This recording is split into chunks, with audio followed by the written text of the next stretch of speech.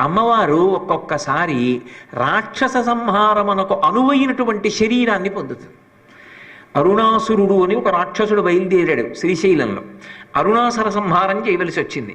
తుమ్మెద చేతిలో మరణిస్తానన్నాడు. అందుకని ఆమె భ్రమరాంబిక అయింది. భ్రమరాంబిక అయి ఆమె భ్రమర స్వరూపాన్ని పొంది వెనక తన యొక్క ఆ గణాలన్నింటినీ కూడా తుమ్మెదల యొక్క దండుగా మార్చింది. మార్చి ఆమె బయలుదేరి వెళ్ళి అరుణాసుర సంహారం చేసింది. అందుకే ఇప్పటికీ శ్రీశైల పర్వతం మీద అమ్మవారి యొక్క గణములు తుమ్మెదల రూపంలోనే తిరుగుతూ ఉంటాయి అని. శ్రీశైలంలో అమ్మవారి మూర్తి వెనక ఎప్పుడూ ఎన్నో తుమ్మెదలు తిరుగుతూ ఉండేవిటి. ఆ తుమ్మెదలు వెళ్ళిపోవడానికి కారణాన్ని నేను సభాముఖంగా ప్రస్తావన చెయ్యను.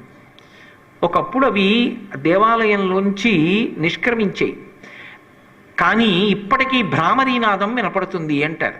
అవి